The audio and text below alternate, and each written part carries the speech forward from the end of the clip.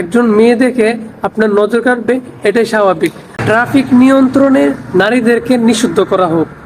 যে সকল নারীরা, বর্তমান নারীরা তো বাথরুমে গেলে বাথরুমের দরজা হতো লাগাইতে মনে থাকে না, তাদের খেয়ালের মধ্যে এটা থাকে না যে বাথরুমের দরজা লাগাইতে হবে।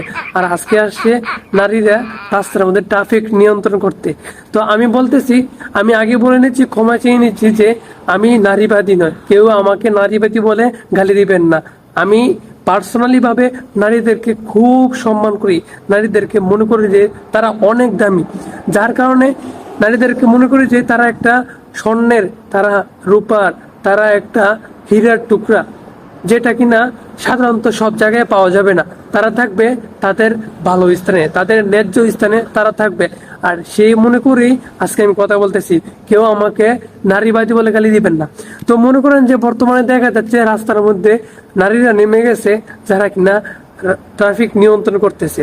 তো ট্রাফিক নিয়ন্ত্রণ করতেছে, কাজ করতেছে দেশের জন্য, ওইটা খারাপ বিষয় না, ভালো একটা বিষয়, এটা একটা দেশপ্রেমী। কিন্তু ভাই একটা বিষয় খেয়াল রাখতে হবে যে আমাদের দেশ মুসলিম দেশ এবং আমরা সবাই মুসলিম।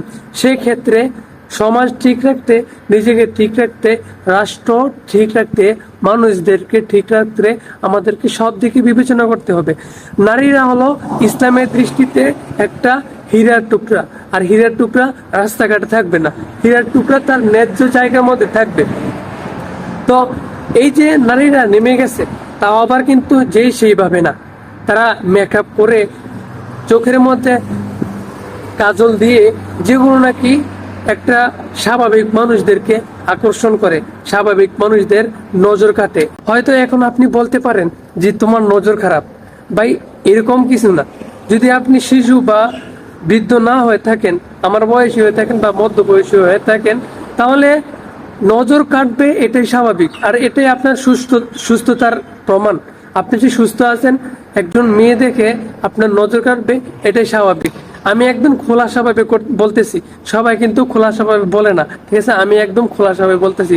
আসলে মূল কারণ এটাই, নারীদেরকে রাস্তার মধ্যে মানে না। তারা যে সাজুগুজু করে, শাড়ি পরে রাস্তার মধ্যে এসে গেছে, মানুষের নজর কাটতেছে, এটা কিন্তু ঠিক না। দেশপ্রেমের আরো অনেক কাজ আছে, দেশপ্রেমিক আরো অনেক কাজ আছে, যে কাজগুলো মানসম্মত মেয়েরাও করতে পারে।